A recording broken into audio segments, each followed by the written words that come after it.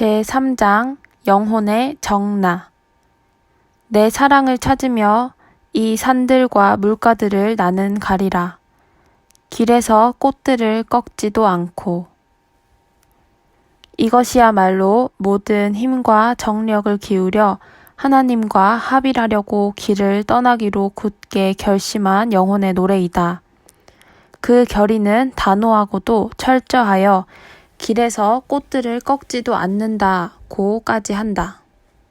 그렇다. 이제부터는 세상 것에서 만족을 찾지도 않고 거기에다 마음을 두지 않겠다는 어떤 절대적이고 영웅적인 것이 이 시구에서 메아리 치고 있다.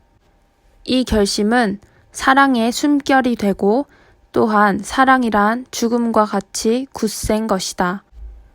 아무런 위로 없는 험난한 장애가 연이어 있고 고뇌로 가득 찬 길이 가로놓여 있을 망정 이 때문에 결코 겁먹고 주춤하지 않는다. 열정으로 격려되고 희망으로 지탱되어 하나님과 합일하는 극치에까지 어정거리지 않고 곧장 가기를 바라고 있다. 돌아가지 않고 목적지에 오르는 고든 길을 통해서 가며 길에서 꽃들을 꺾지도 않는다고 다짐하고 있다. 하지만 이다지도 완전한 포기가 정말 필요한 것일까? 무엇을 위한 정나인가? 이제 우리는 별로 두려움 없이 가르멜 산길을 다시 볼 수 있게 되었다. 거기에서 십자가의 성 요한은 온전한 정나의 절대적 필요성을 제시하려고 한다. 이 주제는 성 요한의 가르침의 토대인 만큼 그 논리적 전개를 그대로 따르는 것이 좋을 것 같다. 정나라는 것도 역시 자기 자신을 위한 것이 아니라 오직 하나님과의 합의를 겨냥하면서 그것을 실천해야 한다. 그러므로 정나의 필요성도 하나님과의 합의의 본질 그 자체로부터 시작되어야 한다. 성 요한이 취한 방법도 마찬가지로 영혼을 인도하려는 이 합일 상태에 대한 정확한 관념을 주는 것으로부터 시작하고 있다. 즉, 사람들이 동경하는 완덕과 성화에 대해서 그가 품고 있었던 높은 관념. 말하자면 완덕과 성화는 이 세상에서 도달할 수 있는 가장 친밀한 하나님과의 합일에 있다는 드높은 정신이 그 가르침의 중심이 되어 있음을 알 수 있다. 이 합일 상태는 여러 가지 모양으로 고찰된다. 이를테면 그것을 완전한 모습으로 바라본다면 거기에는 앞으로 영혼에게 주어질 모든 부요와 이에 따르는 감미로운 체험이 있고 또 때로는 하나님의 빛과 사랑의 드높은 은혜가 있다. 이것은 통과해야 할 길이라기보다는 그 길의 목적, 즉 몇 가지 관상의 여정을 설명한 다음에 오는 하나님과의 합의를 고찰하게 된다. 그러나 지금은 성인이 취한 방법을 따라 하나님과의 합의를 그 본질적이며 또 중추를 이루고 있는 여러 가지 요소에 대해서만 말하겠고 거기에 곁들여 있는 많은 영성적 풍요로움의 원천이 되어 있는 합일 상태의 기초적인 것에 대해서만 살펴보려고 한다. 그러므로 성 요한의 말을 빌린다면 하나님과의 합의를 다음과 같이 가장 적절하게 정의할 수 있을 것이다. 하나님과의 합일 상태란 영혼이 의지로서 하나님의 의지에 전적으로 변화되는 데에 있고 하나님의 뜻에 어긋나는 일이 하나도 없이 매사에 당신 뜻대로만 움직일 따름이다. 합일의 상태, 즉 성화 안에 있는 본질적인 것을 다 포함하고 있는 성 요한의 이 훌륭한 정의는 주의 깊게 연구할 만한 가치가 있으며 또 사실 이 정의 안에서 성 요한의 가르침의 전 구상의 지주가 되어 있다는 것에 대한 실마리를 파악할 수 있을 것이다. 그런데 무엇보다도 우선 유의할 것은 신비 박사인 성 요한에 의하면 합일 상태의 본질은 의지 안에서 찾아야 한다는 것이다. 성 요한은 이 합의를 즐겨 변화의 일치라고 하고 그 이유는 곧 이어서 보겠지만 어쨌든 여기서는 이 변화가 의지에 의해서 이루어짐을 밝히 말하고 있다. 이 점을 살펴보는 것이 허사는 아닐 것이다. 왜냐하면 최근에도 어떤 이들은 하나님으로 말미암은 영혼의 변화를 의지에 의해서보다는 오히려 지성으로 찾아야 한다고 믿고 있으며 십자가의 성 요한을 이해하는 데 있어서도 그의 생각과는 너무나 동떨어진 철학적 관념론에 아주 젖어버린 이들이 있기 때문이다. 그래서 강조하고 싶은 것은 성 요한이 말하는 것은 의지에 의한 변화이며 이 변화에는 서로 밀접히 붙여있는 두 가지, 즉 첫째는 버릴 것, 둘째는 취할 것이라는 두 가지가 생기게 된다. 그 버릴 것이란 하나님의 뜻에 반대되는 온갖 경향, 달리 말하면 하나님의 뜻에 어긋나도록 고집하는 마음의 경향을 자기 안에 담아두지 않을 것을 말하고 있다. 그리고 이 결핍은 딴 것이 메꾸어 준다. 버릴 것이 있는 데는 한편 가져가야 할 것이 있다. 말하자면 거기서 인간의 의지는 모든 일에서 항상 하나님의 의지에 의해서 움직여지고 있다. 바꾸어 말하면 그 마음에는 하나님의 의지에 어긋나는 경향은 조금도 없으며 오직 하나님의 의지로서 언제나 계속 움직여지고 있음을 알 수 있다. 여기에 관해서 성 요한은 다음과 같은 결론을 내린다. 이 상태에서 두 의지가 하나의 의지가 된다고 우리가 말하는 것도 이 때문이니 그 의지는 곧 하나님의 의지이고 이 하나님의 의지는 곧 영혼의 의지이기도 한 것이다. 여기서 말하는 영혼의 변화란 도대체 어떤 것에 의존하는지 이제 여기서 똑똑히 밝혀진 셈이다.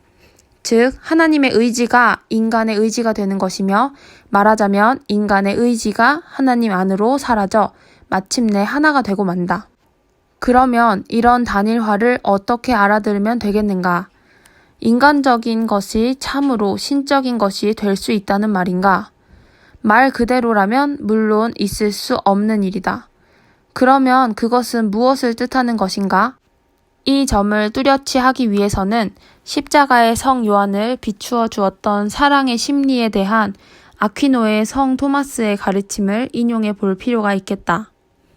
천사적 박사인 성 토마스는 그의 저서에서 사랑의 심리적 과정을 자주 말하였는데 그중 가장 주목할 만한 점은 우리가 사랑할 때에는 애정이나 의지 안에서 그 사랑의 대상으로 마음이 기울여지는 경향이 생긴다는 것이다. 이 경향이 강해지면 강해질수록 그만큼 우리의 감정을 사로잡아 사랑의 대상으로 끌고 간다. 그러므로 이러한 경향이 마음 전체에 번져질 때 마음은 이미 다른 것에 애정을 느낄 수 없게 되고 다만 외고르로 그 사랑의 대상에만 깡그리 자신을 맡겨버리게 된다. 이 경향 때문에 그 사랑의 대상은 어떤 형태로 우리 마음에 현존하게 되며 따라서 그 마음을 사로잡고 밀어서 움직여주므로 그 마음에서 사랑의 대상을 잃는 일은 도무지 없다. 흔히들 사랑하는 사람을 두고 말할 때에 그를 마음 안에 품는다고 한다.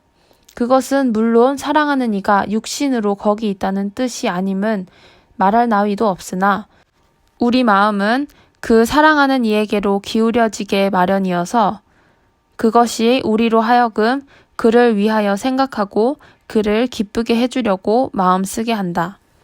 사랑하는 이를 위해서라며 못할 것이 있겠는가? 어느 누구를 극진히 사랑할 때는 다만 그를 기쁘게 해주려는 마음뿐이어서 자기의 유익이나 즐거움은 도무지 염두에 없게 된다. 사랑하는 자녀를 품에 안은 어머니는 아낌없는 헌신으로 자신을 잊을 수 있지 않은가? 그 어머니를 사랑하는 힘에 이끌려서 매양 자녀만을 염려하고 그 행복을 지켜보면서 기쁘게 해주려고 애쓰며 만족하게 해주려고 무수한 온갖 희생도 마다하지 않고 견디려고 한다. 이것이 바로 사랑의 신비이다. 사랑할 때에는 그 사랑의 대상이 정신적으로 우리를 사로잡게 되어 우리를 사랑하는 상대편으로 밀어붙이면 그 상대로 말미암아 좌우되고 무엇을 하거나 언제나 사랑하는 이에게 눈길이 가게 되는 것이다. 그러면 이제 사랑의 대상을 하나님이나 또는 하나님의 뜻이라 가정해보자. 하나님의 뜻이라면 구체적으로 다음과 같은 것을 의미한다. 하나님께서 지어주신 작은 피조물인 우리가 진심으로 하나님의 뜻을 따름으로써 그분의 영광을 위해서 그 뜻을 실천하도록 하나님께서는 당신의 온전한 권리로서 요구하신다. 그러므로 이제 하나님의 그 권리를 충분히 이해하고 오직 그 무엇보다도 하나님을 사랑하면서 가장 거룩한 이 의지에 대해서 마음을 퐁당 기울인 영혼이 있다고 하자. 이런 경우 하나님의 의지 자체가 그 사람의 마음을 사로잡게 되고 거기서 하나님의 의지는 그 사람의 마음을 움직임으로써 한결같이 하나님의 뜻을 따르려는 하나의 경향이 생기게 된다. 하나님을 사랑하는 이는 모두 이러한 경향이 있으나 흔히 피조물에 대한 사랑이 우리 의지를 움직이는 탓으로 하나님 뜻에 의합한지 어떤지 돌이켜보지도 않고 때로는 하나님 뜻에 아주 어긋나는 수가 흔히 있기도 하다. 이런 엉뚱한 짓들은 하나님의 뜻을 몹시 거역하는 것이어서 그것을 사랑하는 것은 하나님께 상처를 드리는 것이며 또한 죄를 범하는 것이 된다. 또 다른 경우에는 하나님의 뜻을 의합하기는 하지만 단지 그것이 완전하지 못한 것이어서 달리 말하면 어떤 좋은 일을 원하면서도 그것을 이루는 방법을 하나님의 뜻대로 하지 않기 때문에 하나님께 기쁨을 드리는 데까지는 미치지 못하고 결국 결단력이 부족하여 불완전이라는 허물이 되는 것이다. 즉, 하나님의 의지만으로 우리의 사랑 전부가 점령되어 있지 않다는 것이다. 하나님의 뜻을 옆에 두고 라고 한다면 그런 경우 하나님의 뜻만을 따른다는 것이 아니고 자애심 때문에 다른 것을 사랑하고 자기 만족을 찾고 있는 것이 된다. 이와 같이 다른 사랑의 대상들도 우리 마음을 사로잡아 버리게 된다. 이런 것들이 우리 안에서 그것을 사랑하게 하는 경향을 생기게 하면서 거기로 우리를 밀치고 움직이며 끌고 가는 것이다. 하나님의 의지를 옆에 제쳐놓는 이러한 딴 경향이나 충동이 있는 이의 의지는 확실히 하나님의 의지에 온전히 사로잡혀 있다라고는 할 수 없다. 결국 하나님을 사랑하면서 또한 세상 것도 사랑하고 있는 것이다. 그 사랑은 두 갈래로 나누어져 있다. 그 까닭은 하나님의 사랑 때문에 세상 것을 사랑하는 것이 아니고 그 자체 안에서 자기 만족을 찾고 세상 것을 그것 때문에 사랑하는 까닭이다.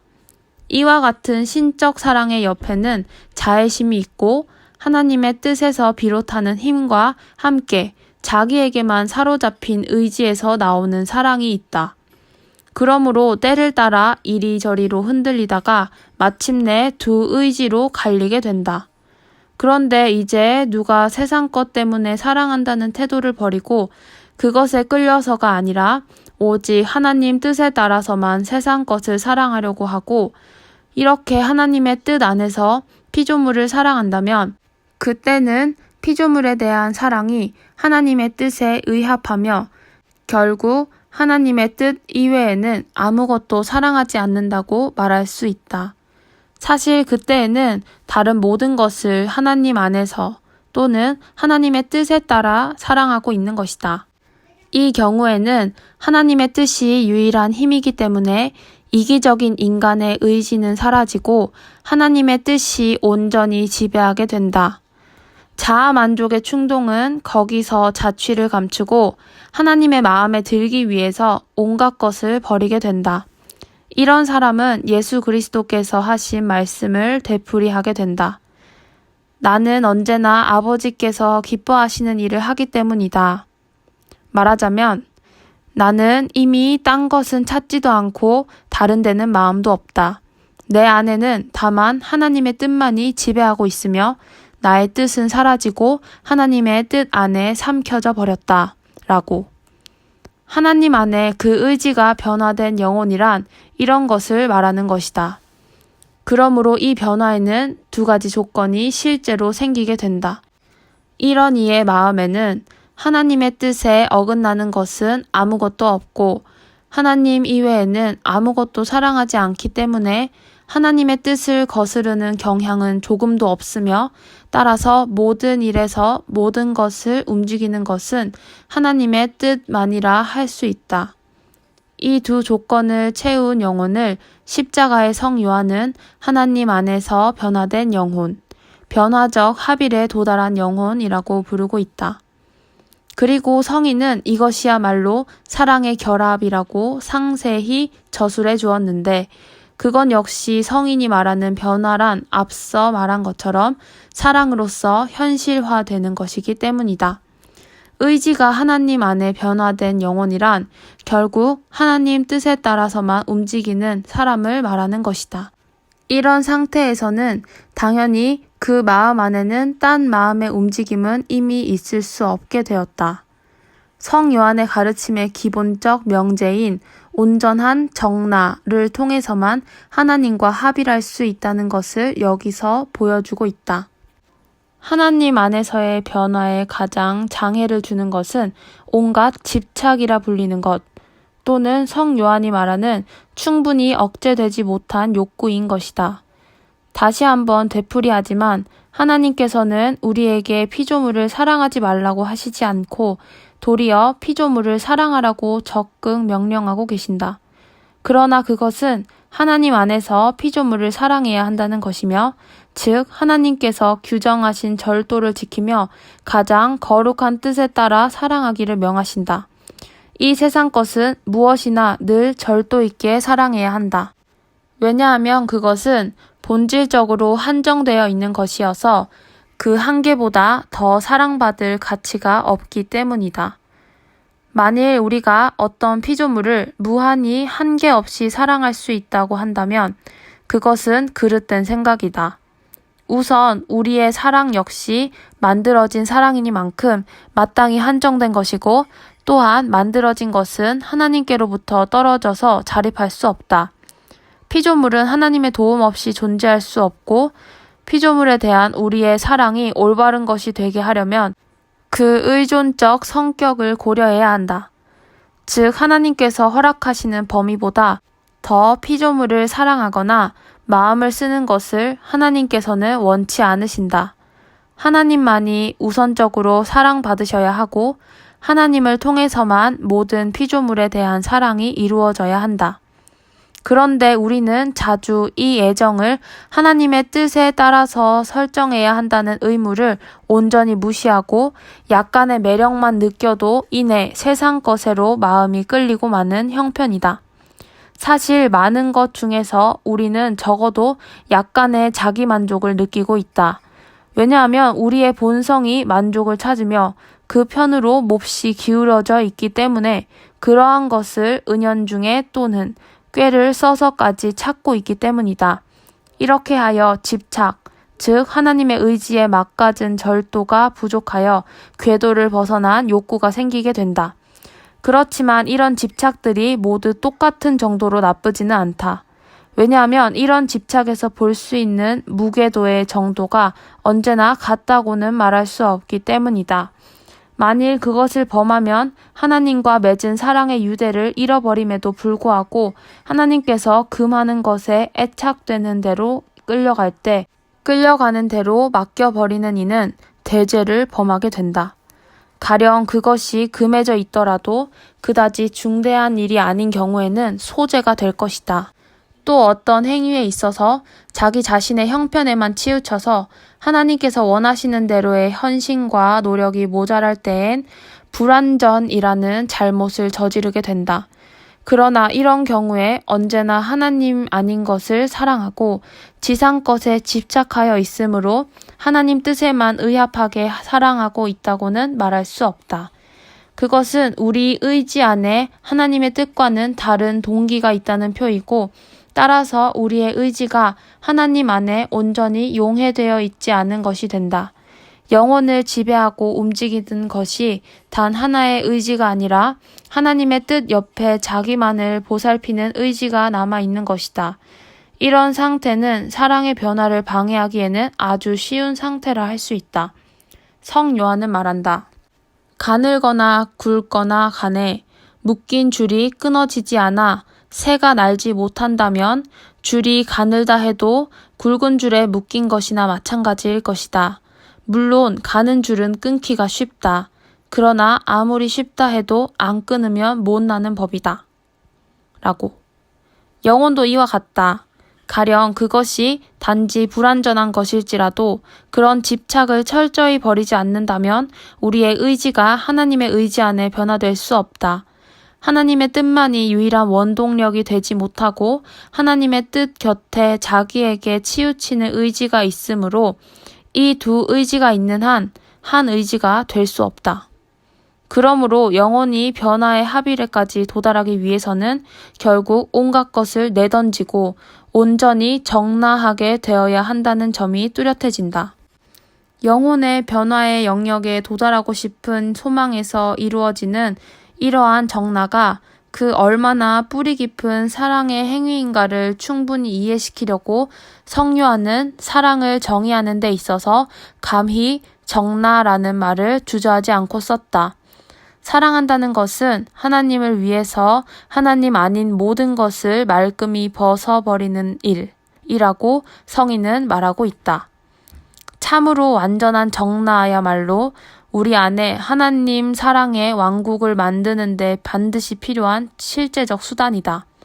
성인이 내린 정의는 이 사랑의 왕국의 근원을 보여주고 있다. 그러면 이제 누구나 다 알고 있는 이 온전한 박탈을 실현하려면 무엇을 해야 하겠는가? 정나의 길. 성 요한의 저서 중에 출판되기 훨씬 전부터 그의 제자들 사이에 널리 알려져 있던 구절이 있다. 그것은 다시 말할 필요도 없이 성 요한의 정신과 그 정신을 기르는 방법을 말한 가장 전형적이고 특색적인 것으로 결국 성인이 그 가치와 그 풍요로움을 마음껏 찬미한 하나님과의 합일 상태에 도달하고자 원할 때 반드시 실천해야 할 것을 가르치고 있는 구절이다. 성 요한은 이러한 황금 법칙을 가르멜 산길에 삽입하기 전에 강론할 기회에 이미 설명하고 있었으므로 그 가르침을 듣고 있던 영적 딸인 베아스 가르멜 수도원의 성신의 막달레나 수녀가 적어둔 수첩에서도 가르멜 산길에 있는 것과 똑같은 가르침을 볼 수 있다. 아마도 그것이 출판되기 이전부터 널리 읽혀지고 있었던 것 같다. 성 요한의 저서가 스페인어로 처음 출판되던 그 해에 프랑스의 폰즈와드에서 세상을 뜬 강생의 복녀 마리아가 그것을 가지고 있던 것을 보아도 알 수 있다. 불어파는 그로부터 2해를 더 지나서야 출판되었다. 확실히 그것들은 원본 그대로였던 만큼 크게 흥미를 끌었을 것이다. 독자들은 아마 거기서 아래와 같은 구절을 들었을 줄 안다. 보다 쉬운 것보다 보다 어려운 것을, 보다 맛있는 것보다 보다 맛없는 것을, 보다 즐거운 것보다 차라리 덜 즐거운 것을, 쉬운 일보다도 위로 없는 일을 가리도록 힘써야 한다. 이것을 듣고 어떤 이들은 다시는 더 들려주지 마십시오. 그것으로 넉넉합니다. 인생의 즐거움을 앗으려는 파괴적인 말이 아닙니까? 그런 것은 사람이 싫어서 도피하는 무리라든가 영웅적 은수자라면 몰라도 이 세상에서 살고 있는 우리들에게는 어림도 없는 일입니다. 라고 할지도 모르겠다. 하지만 정말 그렇다고 생각하는가? 이 말을 오해해서는 안 된다. 거기서 끊겨진 부분의 앞뒤 관계를 이어본다면 아마 좀 더 받아들이기 쉬운 뜻을 찾아낼 수 있을 것이다.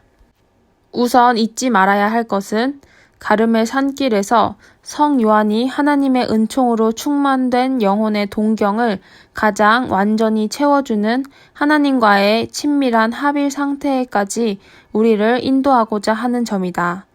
이어서 덧붙이고 싶은 말이 있는데 그것은 여기서 문제되어 있는 것이 하나의 큰 역사라는 것을 십자가의 성 요한은 충분히 알고 있었다. 누구나 영성적 생활을 처음 시작할 때는 그런 합일 상태와는 아주 먼 거리에 있다. 흔히 거기에는 잡다한 집착이나 욕망이 있다. 즉, 감각적으로는 오관의 욕구를 채우는 데만 골몰하여 물질적 쾌락을 누리는 데 기울어지고 마음에는 자애심과 자기 우월성과 만족감 등으로 자기를 과장하며 마침내 자기 자신을 온 세상의 중심으로 삼고 다른 모든 것은 마치 그 둘레에 각각 자리를 잡아야 하는 듯이 생각하기에 이른다. 여기에서 여러 가지 욕구가 일어나 마음을 조급하게 하고 채워지지 않는 이 상태의 원인은 겸손이 매우 부족한 탓이다. 그러므로 이렇게 좋지 않은 마음의 움직임과 경향에서 감각과 정신을 정화해야 하는데 이런 것이 때로는 영혼 안에 아주 깊이 뿌리박고 있으므로 그 뿌리를 빼려면 크나큰 노력이 필요하다. 생각 있는 사람이라면 그러한 우리의 정신적 결함을 바로잡지 않은 채 아름다운 생애를 여러 해 동안 헛되이 보내고 싶지는 않을 것이다. 하지만 단호한 노력 없이는 바라는 목표까지 도달할 수 없음을 잠깐 생각해 보아도 알 수 있을 것이다. 그러나 그것이 어려운 일이라 해서 낙담해서는 안 된다. 왜냐하면 이런 일을 시작하고 그것을 훌륭히 완수하는 것은 우리 혼자의 힘만으로는 하는 것이 아니기 때문이다. 성 요한이 그 목표의 높이를 보여주면서 밝히 말한 것처럼 그것은 인간의 창의만으로는 도저히 실현할 수 없는 것이므로 반드시 하나님 친히 손을 써주시지 않으면 안 된다. 성 요한의 가르침대로 이 일은 우리 편에서 스스로 해야 하며 동시에 하나님 편에서의 역사하심을 받아들여야 한다. 말하자면 우리 편에서의 노력도 필요하지만 그와 동시에 하나님의 역사하심에 순종함이 매우 중요하다. 우리는 용감히 이 일을 시작해야 하지만 그 다음에는 하나님께서 오시어 우리 힘만으로는 미치지 않는 훨씬 높은 곳에까지 인도해 주신다. 이 일을 성취하는 데는 자신의 힘으로는 안 되고 틀림없이 하나님께서 도와주신다는 것과 따라서 그 목적을 꼭 이룰 수 있다는 희망이 있음을 아는 것은 여간 큰 격려가 아니다. 그리고 또 그것이 하나님의 호의와 극진한 도움을 구하는 데 하나의 좋은 방법이라면 그 일을 시작할 때 몸과 마음을 단호히 투신하고 있음을 하나님께 보여드려야 한다는 것은 물론 쉽게 이해될 것이다. 우리는 이제 자기가 할 일을 용감히 시작할 마음이 생겼을 것이다. 이렇게 하나님과의 합의례까지 이끌어주는 완전한 정화의 밤으로 들어가기 위해 기쁘게 노력하고 특히 지상적 사물 안에 마음을 빠지게 하는 오간에서부터 이것을 시작한다. 성 요한은 그것을 위한 가장 특징적인 수련을 설명하는데 이것을 3가지로 요약하고 있다. 첫째, 매사에 그리스도를 본받고 자신의 생활을 그리스도의 생활에 맞추어 나가려는 마음을 항상 지녀야 한다. 본받기 위해서는 그분의 생활을 깊이 관찰하고 모든 일에 임하시던 그분의 태도를 거울 삼아 사는 것이다. 온갖 인간적인 장애를 포기하는 일을 단호히 시작하기 위해서 성 요한은 사랑하고 사랑받는 구세주 예수 그리스도와 좋은 벗으로서의 친교로 우리를 인도하려고 한다.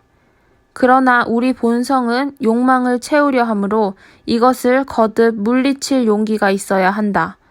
때로는 그다지 탐탁치 않거나 또는 불건전한 욕망의 충동을 우리는 아주 심하게 느끼는 수가 있기 때문이다.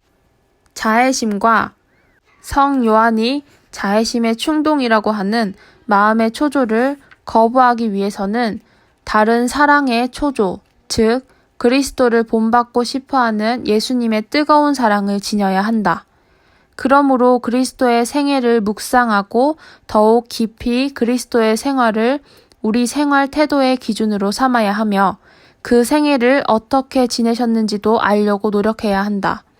참으로 예수님의 생애는 온전히 성부의 뜻 안에서 또한 그 뜻에 맞깝게 모든 것을 행하셨으며 나아가서는 그 영광을 위해 사셨다고 요약할 수 있다. 나를 보내신 분의 뜻을 이루고 그분의 일을 완성하는 것이 내 양식이다. 그리고 나는 언제나 아버지께서 기뻐하시는 일을 하기 때문이다. 사랑하는 이는 그 사랑을 위해서 이와 같이 하려고 결심한다.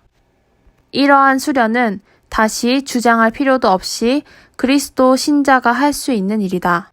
예수님의 사랑 때문에 마음을 빼앗긴 이가 그 뒤를 따르려고 결심하면 그는 이미 자기를 버릴 마음 준비가 되어 있다. 그러므로 성 요한은 그들에게 자아 포기를 요구하고 있다. 그러면 둘째로 해야 할 일에 대해서 들어보기로 하자. 둘째는 감성에 오는 어떠한 맛이든 하나님께 대한 순수한 흠숭과 영광을 위한 것이 아니라면 예수 그리스도의 사랑 때문에 이를 끊고 빈몸이 되어야 한다.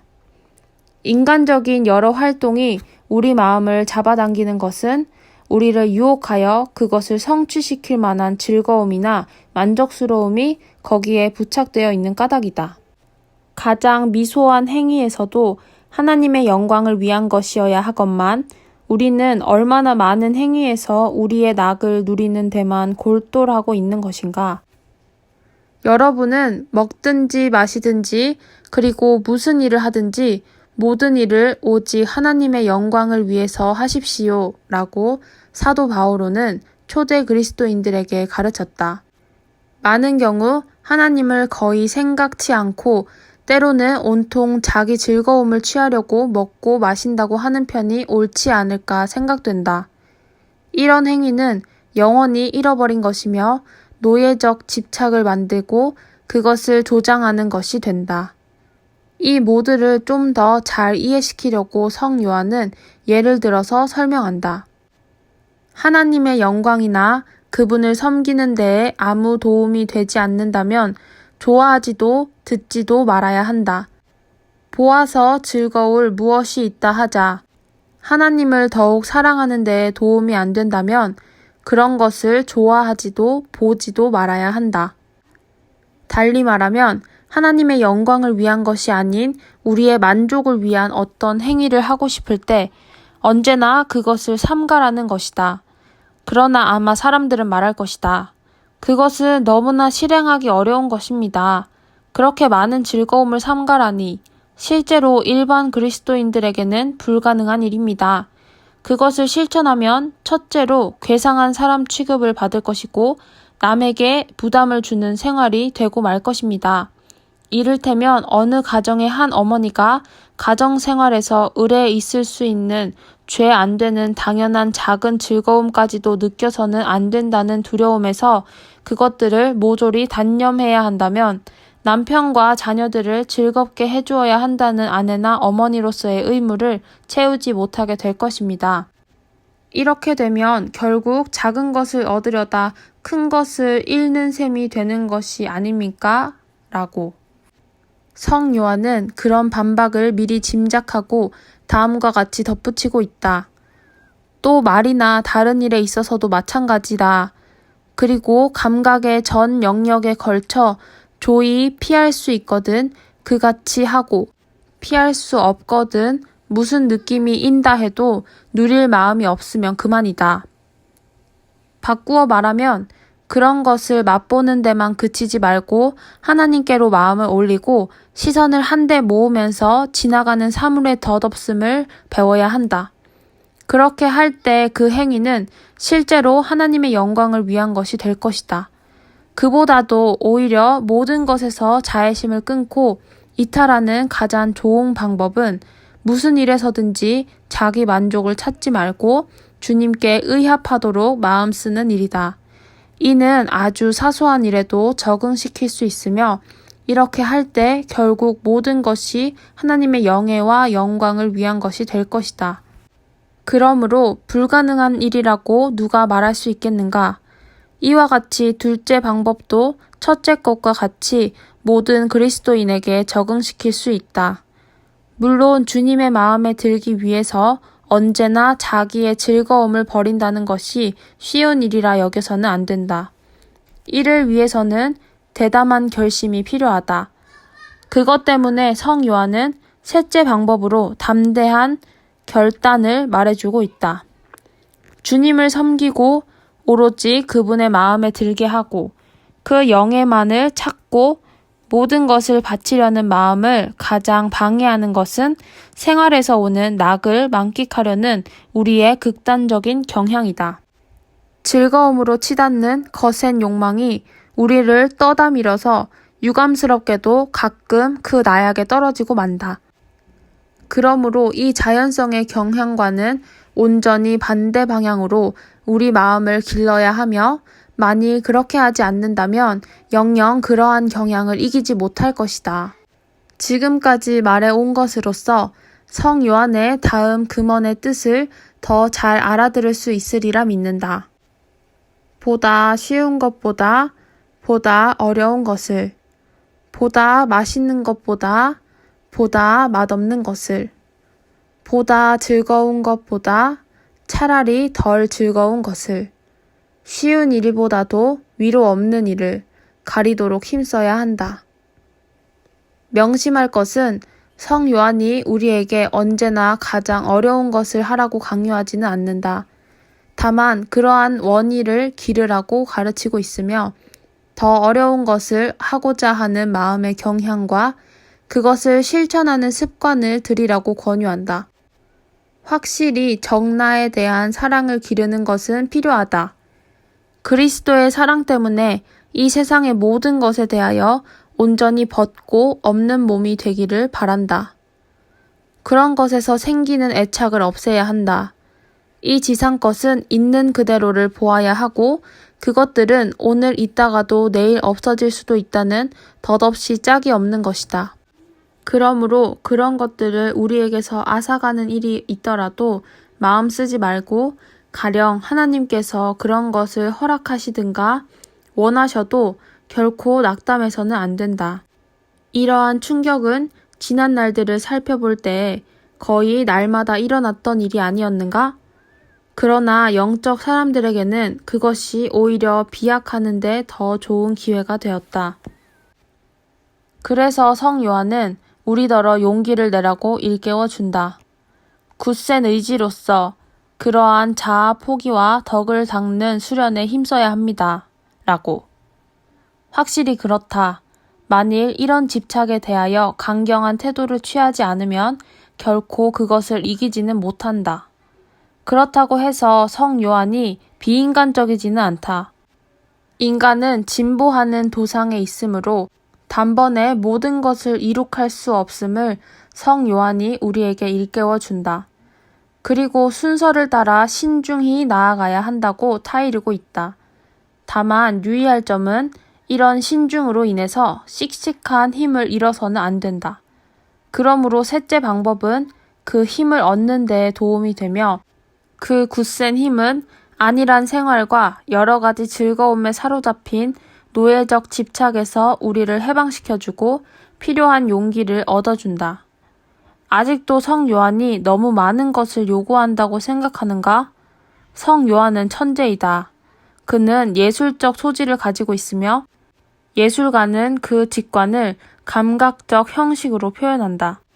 베아스 수도원의 수녀들을 위해서 성 요한은 어느 날 그림 한 장을 가지고 갔었는데 그야말로 가르멜 영성의 역사에서 뛰어난 본보기인 완덕의 산, 즉 영성 생활을 풀이한 그림이었다. 그것은 상징적인 산이어서 영혼의 완전한 상태를 나타내는 그 절정은 둥근 모양으로 그려져 있는데 옛적부터 원형은 언제나 완전성의 상징으로 여겨지고 있었다. 이 산에 오르는 길은 원을 중심으로 세 갈림길로 표시되어 있다. 바깥쪽 두 길은 도중에 막혀 있고 가장 좁은 한 가닥 길은 원형 중심에까지 쐐기처럼 뚫고 들어가 있다. 그 길 위에는 무라고 반복하여 쓰여 있는데 이것이 바로 완전한 자아 포기의 길이다. 이 길은 우리를 원형 중심에까지 이끌어 준다. 그리고 그 종착점에는 여기는 하나님의 영에만이 있노라 라는 뜻깊은 말씀이 적혀 있다. 이미 말했듯이 하나님의 영에만을 위해서 사는 이는 하나님의 의지에 의해서만 움직이는 영혼이며 따라서 지극히 거룩하신 삼위일체의 영광을 위한 삶이 분명하다. 여기까지 갈 수 있음은 오로지 완전한 자아 포기의 길뿐이다. 하나님과의 합의를 바라는 사람이라면 이 무의 좁은 길을 걸어야 한다. 하지만 하나님과의 합의를 위한 노력은 수고로운 것이다. 하나님과의 합의를 이룬 영혼에 하나님께 집중한 영적 태도를 나타내는 한복판에 쓰여진 말씀 둘레에는 변화된 영혼에게 따라오는 여러 덕행과 성령의 은사와 그 결실을 드러내는 말씀이 머리에 쓰는 관 모양으로 그려져 있다. 이런 말씀들은 변화된 영혼이 관상을 마음 깊이 맛보며 하나님과의 친교가 시작되었고 또한 세상에서부터 하나님의 기쁨에 잠긴다는 것을 말해주고 있다. 이 하비레까지 도달한 이에게는 천국 보상의 전조로 지상에서의 가품이 기다리고 있다. 변화의 일치는 영혼 안에 관상의 은사가 자연히 자랄 수 있는 분위기를 만들어준다. 성 요한이 그린 그림은 이렇게 풍부한 함축성을 지니고 있다. 성 요한은 베아스 수녀원의 각 수녀에게 손수 그 그림을 그려주었으므로 그녀들은 각자가 성무일도서 갈피에 소중히 끼워두었다. 그것은 언제나 이상을 목전에 두고 하나님과의 합의를 열망하는 이들이 거룩한 시편의 날개를 타고 드높이 하나님께 오를 때에도 그 이상으로서 길러지기 위한 최상의 방법이었다. 성 요한은 그림을 그림으로써 관상적인 영혼들에게 헤아릴 수 없는 큰 공헌을 한 셈이다. 유감스럽게도 그 그림이 원형대로 보존되지 못하였다. 성인의 저서를 맨 먼저 출판한 사람이 그 저서와 함께 그림도 어느 도안가에게 맡겼었는데 그 예술가는 신중치 못한 생각으로 성 요한의 그림을 변형시켜 선으로 표현한 상징적인 산이 언덕과 아울러 꽃핀 나무까지 심어진 실제의 산으로 바뀌고 말았다. 아름답게 꾸미려다 오히려 망쳐버린 셈이다. 더욱이 그 다음 이어받은 출판에서는 모두 이 초판의 그림을 본보기로 삼았기 때문에 3세기를 거쳐 출판된 성인의 그림산은 변형된 산이 되고 말았다. 그런데 최근에는 원형대로 돌아간 새로운 그림을 일반 독자에게 제공하게 되었다. 우리도 베아스 가르멜 수녀들처럼 기도서 갈피에 끼워두고 바라보면서 하나님과의 합의를 지향하는 우리의 이상을 키울 수 있다. 그 그림은 우리에게도 다음과 같은 성 요한의 교훈을 일깨워 줄 것이다. 하느님과 친밀한 합의를 위해서는 오롯한 자아 포기를 거쳐야 한다고. 하나님의 전에 이르기 위해서는 지상적인 무를 거쳐야 도달할 수 있다.